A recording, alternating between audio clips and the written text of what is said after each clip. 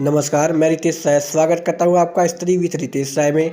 आज का जो हमारा वीडियो रहने वाला है, जैसा कि आप लोग को पता है कि हम लोग एनसीईआरटी में क्लास 12th देख रहे थे, ठीक है, जिसके अंतर्गत ये हमारा प्राचीन इतिहास, ठीक है, का यूनिट 3 है, ठीक है।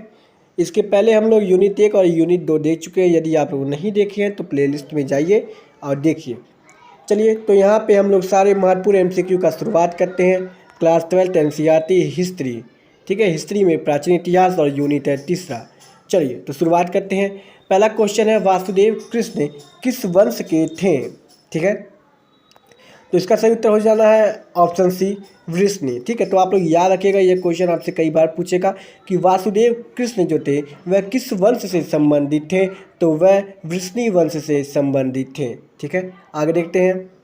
अगला क्वेश्चन देखिए आपका है, 5 पांडवों में सबसे बड़ा कौन थे? अर्जुन थे, भीम थे, युधिष्ठिर थे या नकुल थे?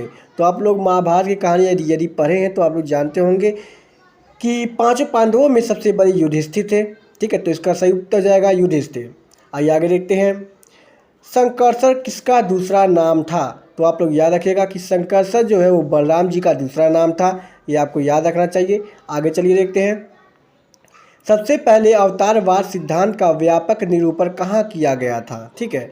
तो याद रखिएगा कि इसका सही उत्तर होने वाला है option number C, Bhagavad Gita में, ठीक है। जो भगवत गीता है, भगवत गीता में अवतारवाद सिद्धांत का व्यापक रूप से क्या किया गया था, निरूपण किया गया था, यानी उसमें बताया गया था, ठीक है, भगवत गीता में, ठीक है। आगे देखते हैं। आइए, महाभारत की रचना किस भाषा में हुई है? तो आप लोग याद रखिएगा कि महाभारत की जो रचना है वो संस्कृत भाषा में हुई है। चलिए आगे चलते हैं। अगला क्वेश्चन हमारा है, पुराणों की कुल संख्या कितनी है? तो आप लोग याद रखिएगा कि पुराणों की कुल संख्या हमारी 18 है, ठीक है। ये आपसे कई महत्वपूर्ण चीज़ों में कई जगह पूछता है, जैसे कि आप लोग अगर मान लीजिए लखनऊ यूनिवर्सिटी हो गया, बीएचयू हो गया, इलाहाबाद हो गया, ठीक है, अब तो ये सब सेंट्रल सीयूटी के माध्यम से होने लगे हैं, तो इसमें यदि आपसे पूछता है तो कई बार इसमें भी आपसे पूछेगा, ठीक है। हालांकि उसी के लिए ये वीडियो भी बना हुआ है विशेष रूप से। और इसके अलावा यदि आप लोग किसी भी चीज़ का तैयारी कर रहे हैं, ठीक है, तो आपको पता है कि एनसीईआरटी तो आना ही आना है, तो एनसीईआरटी में ये सारे क्वेश्चन आप लोग के उठते ही हैं, ठीक है। तो आप लोग विशेष ध्यान दीजिएगा। अगला क्वेश्चन देखिए हमारा क्या है, श्रीमद् भगवद गीता के महत्व पर किसके विचार व्यक्त किए हैं, यानी किसने विचार व्यक्त किए हैं? तो देख लीजिए इस पे, देखिए महात्मा गांधी, विवेकानंद, बाल गंगाधर तिलक, इन सभी लोगों ने क्या किया है, भागवत गीता पे जो है अपने अपने विचार को व्यक्त किए हैं, ठीक है। आइए आगे देखते हैं।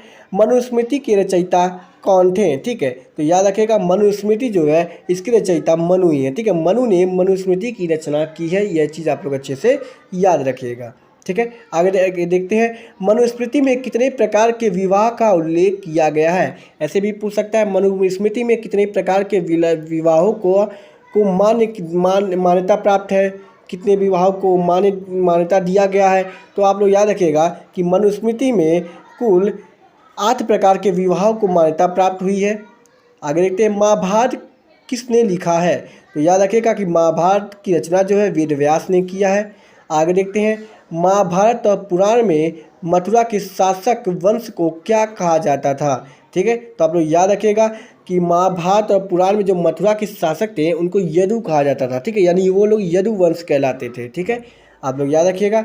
आगे देखते हैं, प्राचीन भारत में महाकाव्य का नाम क्या है? ठीक है, प्राचीन भारत में जो महाकाव्य था उसका क्या नाम है? तो आप लोग याद रखें कि महाभारत, जैसा कि आप लोग जानते हैं, महाभारत एक बहुत ही बड़ा महाकाव्य है, जो कि अभी वर्तमान में भी भारत का सबसे बड़ा महाकाव्य है, ठीक है। और इसके अलावा रामायण भी एक महाकाव्य है, ठीक है। तो आप लोग याद रखिएगा प्राचीन भारत में महाकाव्य यह सबसे बड़ा महाकाव्य था, अभी वर्तमान में भी ये सबसे बड़ा ही महाकाव्य है, ठीक है।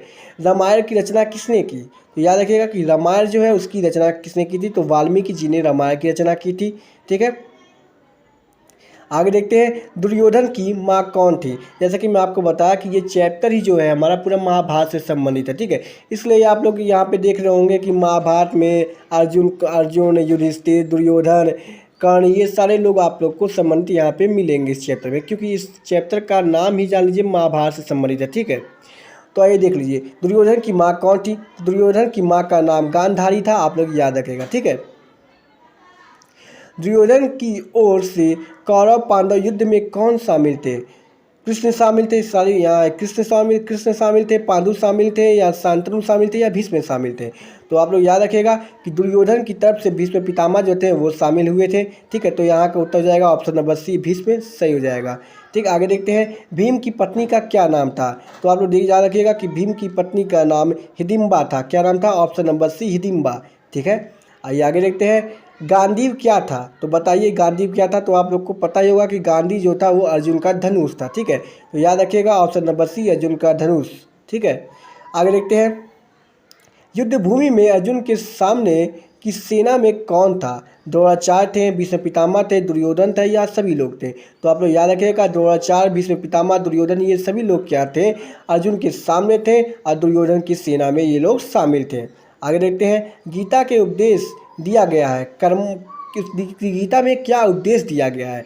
कर्म करो, या फिर भविष्य की चिंता मत करो, या फिर कर्मफल हमारे हाथ में नहीं है, या फिर उपयुक्त सभी। तो देखिए गीता में इन सारे बातों का उल्लेख है। ठीक है, गीता में साफ कहा गया कि अपना कर्म करिए, आप भविष्य की चिंता मत करिए, और कर्मफल जो है हमारे हाथ में नहीं है। ठीक है, आगे देखते हैं गोत्र किसका सूचक होता है। प्रत्येक उपजाति के समान पूर्वज का, या फिर व्यावसायिक उपजातियों का, या फिर उपजातियों का समान निवास स्थान, या फिर एक जाति विशेष का निवास स्थान। तो इसका सही उत्तर हो जाएगा ऑप्शन नंबर एक, प्रत्येक उपजाति के समान पूर्वजों का। ठीक है, आइए आगे देखते हैं अर्जुन किसके शिष्य थे। तो आप लोग को पता होगा कि अर्जुन जो है द्रोणाचार्य के शिष्य थे। आगे आइए देखते हैं निम्न में से किस संत ने गीता पर टीका मराठी में लिखा है। ठीक है, कैसे कौन से संत थे जिन्होंने गीता, ठीक है, गीता पर क्या हुआ है एक टीका लिखा हुआ है। ठीक है, और किस भाषा में लिखा है? मराठी भाषा में लिखा हुआ है। तो उनका नाम जान लीजिए आप लोग, उनका नाम मानेश्वर है। क्या नाम है? मानेश्वर जो है इन्होंने क्या किया है, गीता पर टीका लिखा है, वो भी मराठी भाषा में। ठीक है, आइए आगे देखते हैं गीता हमारी एक पुस्तक है, आप लोग को पता होगा श्रीमद् भगवद गीता। ठीक है, क्षत्रिय शब्द का शाब्दिक अर्थ क्या है? राजा, लड़ाकू, रक्षक, या फिर क्या?